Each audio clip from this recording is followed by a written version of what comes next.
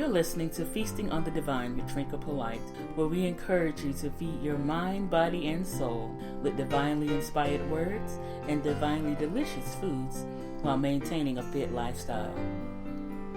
Welcome. I'm your host, Trinka Polite, and we're talking faith, food, and fitness. So if you're ready, come on, let's feast.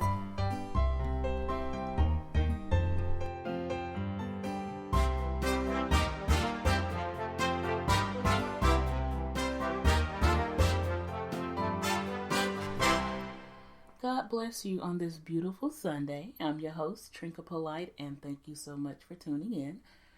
Do you happen to remember when gas prices took an astronomical leap? I'm sure you do, because the prices never went back down. Well, when that happened, the idea of a staycation was born.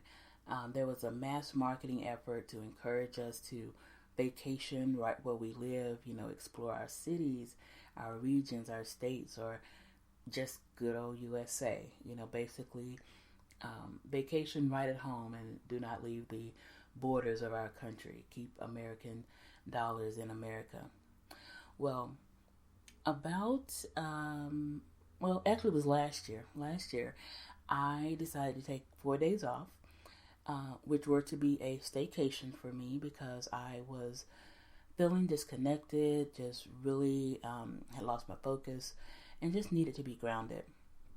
So I decided to take those 4 days off to seek the presence of God, to get my grounding back. And that was the beginning of the idea of a faith-cation. It was my first faith-cation. So stay tuned so I can tell you more about it and share ideas for your faith-cation itinerary. And I truly hope it becomes something you can incorporate in your life as part of self-care. Be right back. You're listening to Feasting on the Divine with Trinka Polite, where we discuss why it's so vital to feed every part of your being with positive intention. Find me on trinkapolite.org. Follow me on Twitter and Pinterest at Miss Trinka V. Look forward to seeing you there. Now back to our show.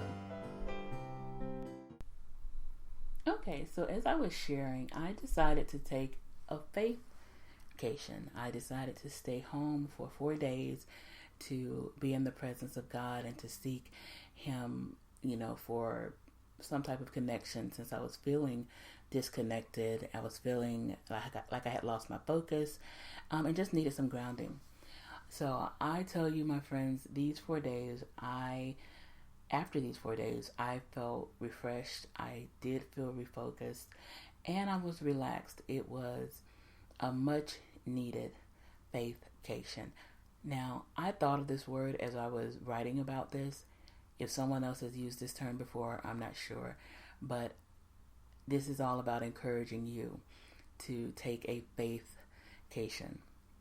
So my goal during this time, as I said, was to just be in the presence of my Holy Father. I love Him. I missed Him. And because honestly, I had not been consistent with my one-on-one time with Him. I had become distracted. So I didn't plan anything, basically, activities outside of the home. I first, on my itinerary, wanted to feed my spirit. And so that was the first thing on my faith-cation itinerary, feeding my spirit. And I did that by reading books, inspirational books, spiritually focused books. I read the Bible. I found scriptures that I would read daily that pertained to what I was going through, specifically related to my issue. And I encourage you to do that. If there's something happening in your life, search the scriptures for what God has already said about it, because there is nothing new under the sun. And meditate on those scriptures. I also read faith-based and positive blogs that I found online or through some of my groups that I belong to for bloggers. So I just found some faith-based and positive blogs to read. I also watch videos. I haven't watched Periscopes in a while, but during that time I did watch some Periscopes relevant to my life's purpose, which is counseling and writing. And those were truly, truly helpful.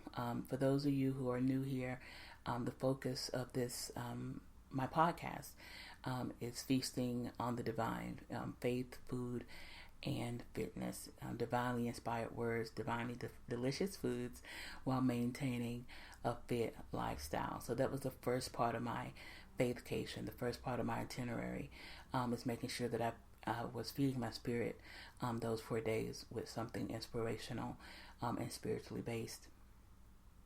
The next part of my itinerary on the Faith-cation was to commune with nature. I sat outside with intention. I choose a word of focus each year. Intention was my word of focus last year, to do things with purpose and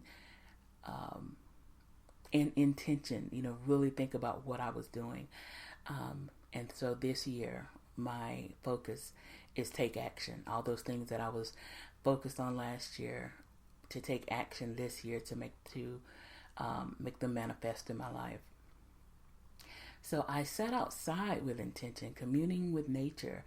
I just wanted to admire and listen to God's creation, sing praise to Him, the leaves applauding through the wind, the birds singing, a father playing with his children, because I took this time in a local park where there was some activity with people and families, but where I sat, I was facing just trees and grass, but there was one walking trail in front of me where people could potentially pass. So I did get the chance to see a father playing with his children, and to me that's a spiritual and beautiful experience.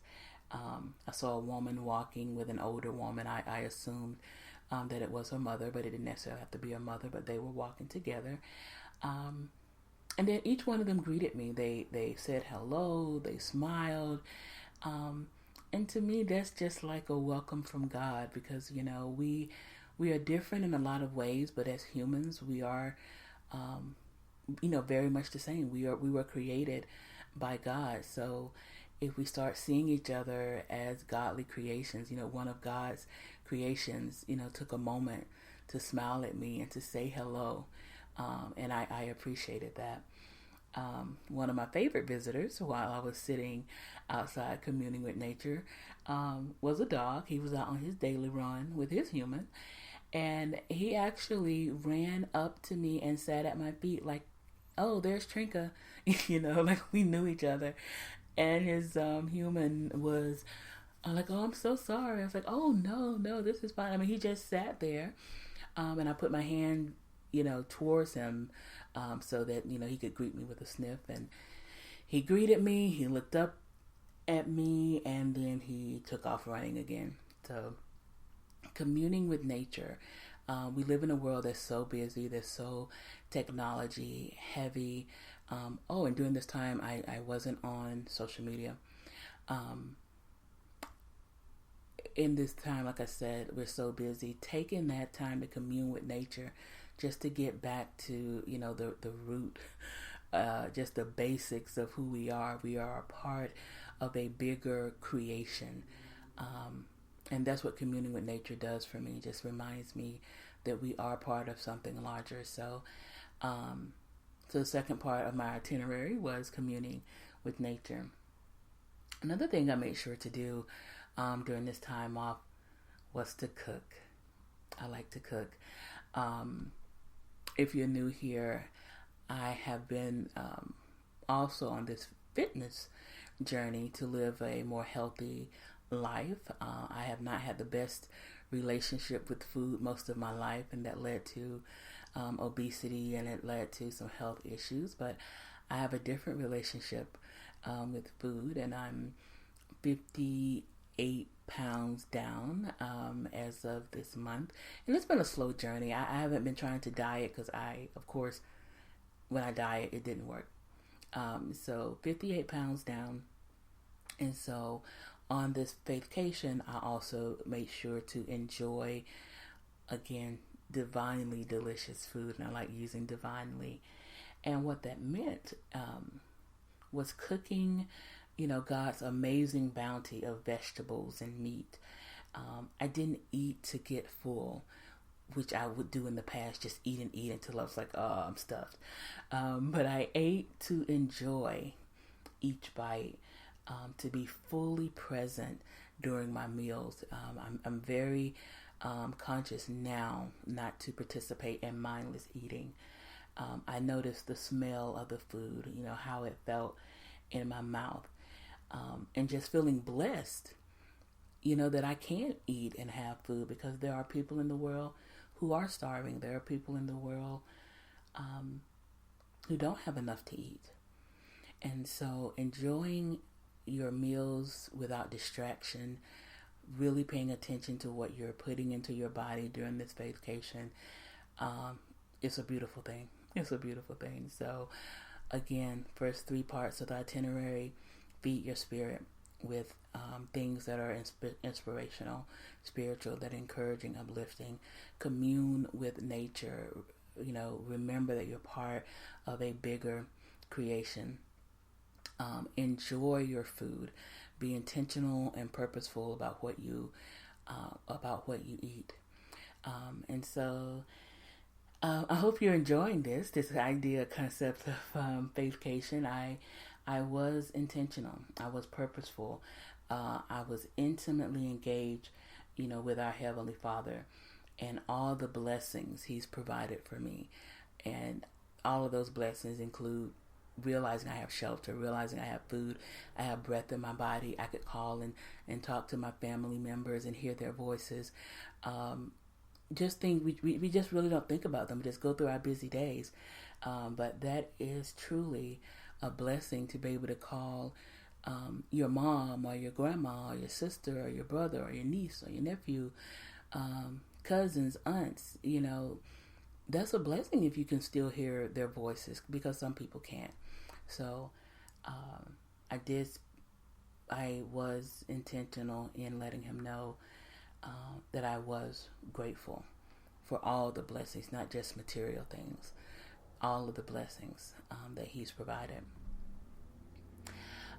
So moving right along on this Faith-cation, 4th thing on your itinerary is talking to God.